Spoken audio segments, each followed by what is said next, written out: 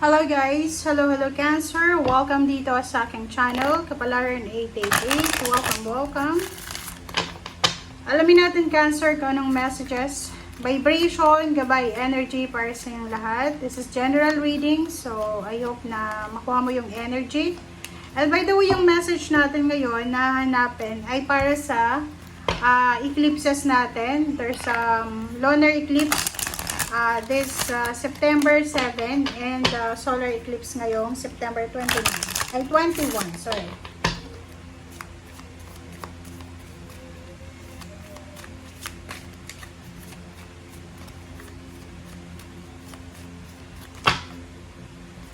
Okay. First card natin is follow your heart and second card natin, Cancer, is recovery. Okay, sinasabi ng bara sa'yo, it's either love, relationship, money, career, financial, spiritual.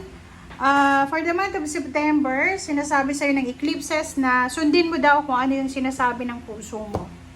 And recovery, sinasabi ng bara sa'yo na Cancer, there's a recovery, financial recovery, emotional, spiritual recovery, or anuman ang recovery na kailangan, especially sa health.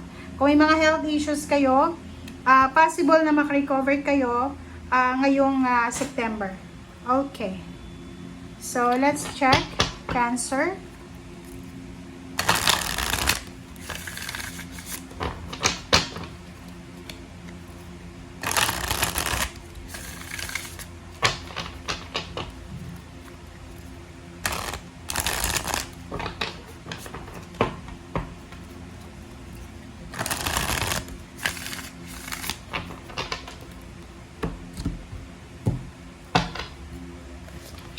Okay, first card natin is High Priestess. Next is Four of Swords. Okay, next is Three of Wands. And Eight of Wands. Sa ilalim mo, Cancer, is the World card and Death card. So, Ace of Swords. So, sinasabi ng barahan na yon, may posibleng good news or information, confirmation ka na makukuha or darating sa'yo, maybe galing from other country, or maybe this is completion. So, possible na yon. Tapos ka na sa paghihirap mo financially, tapos ka na sa health issues mo, tapos ka na sa paghihintay because there's a recovery, there's a new beginnings. Okay? Okay. Eight of Wands, sinasabi ng barasyo dito na beware because there's a good news. There's parang sudden changes or there's an immediate changes or immediate movement na posibleng darating sa'yo. Okay? So, ihanda mo yung sarili mo. Okay, Cancer? Cancer, ihanda mo yung sarili mo kasi may posibleng darating sa'yo. Okay? Kasi itong Eight of Wands na to, mabilis siya eh. Sudden, immediate changes siya or actions na posibleng darating sa'yo. And High Priestess, Four of Swords, and Three of Wands, sinasabi ng baraha sa'yo na yun, we need to parang prepare ourselves kasi meron ditong matagal ka nang hinihintay, Cancer, na posibleng dumating siya na napakabilis. And maybe this is peace of mind. Kumbaga yun, pwedeng halimbawa kung health issues to, matagal ka nang merong nararamdaman, posibleng pagpunta mo ng doktor, sasabihin sa'yo ng doktor na there's a development or kung ano pa man na healing. And at the same time, sinasabi ng bara sa'yo na yung iba sa inyo na nag-aantay kayo ng katapusan ng pain and heartaches. For example, may kaaway ka, or may gulo, or kung ano man siya na problema na posibleng nararanasan mo or naranasan mo. Sinasabi sir dito ng High Priestess na the High Priestess will parang this is parang mga signs and signals, symbols na posibleng makakatulong sa'yo para maging peaceful ka. So, ihanda mo yung sarili mo dito ha. Okay, so let's check.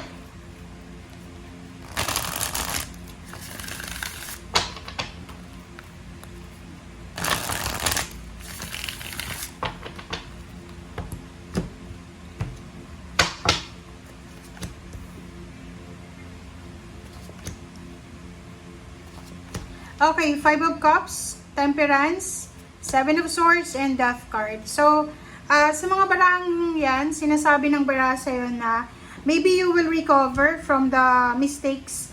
May mga Cancer siguro na marami kayong pinagsisihan, mga bad decisions, bad actions, bad choices sa buhay nyo, maybe relationship or money, na posibleng makaka-recover ka. So, and at the same time, temperance. So, lahat ng mga bagay na parang hinintay mo or nag-exert ka ng energy or ng effort, ay posibleng ibibigay sa'yo. And Seven of Swords, there's a recovery also from betrayal, from like for example, mga away, gulo. Like halimbawa, may mga tao sa paligid mo, maybe this is your current or past situation na maraming tao yung trumaydor sa'yo. Maraming tao yung parang nang chismis sa'yo or tinanider ka. And now, nandito yung death card na sinasabi tapos na siya. So, you will recover from pain and heartaches. Like for example, nawalan ka. This is maybe ending. So, pwedeng nawalan ka ng magulang. Or pwedeng nawalan ka ng trabaho or negosyo. Or nawalan ka ng pagkakakitaan.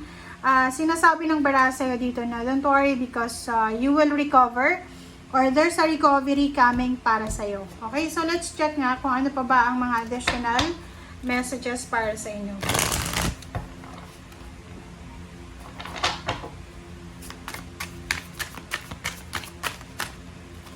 Okay, Six of Wands and Nine of Swords and Queen of Swords. So yun, etong barahang to, sinasabi na there's a victory and success coming. Kumbaga, ihanda mo yung sarili mo kasi may mga possible na promotion, salary increase, awards, rewards, scholarships, ano pa ba?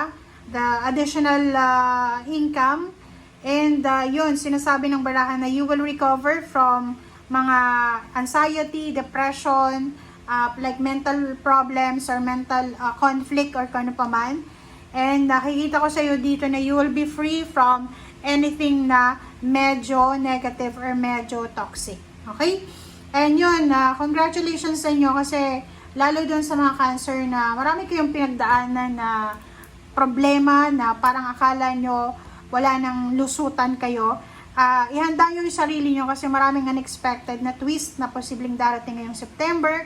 Mapapera man yan, maparelasyon or anything. Okay? And nandito sa Saint Francis, follow your heart. Sinasabi ni Saint Francis na kailangan mo daw na sundin kung ano yung pwedeng magdala sa'yo ng happiness. And yun yung kailangan mong gawin. Thank you guys for watching. Bye!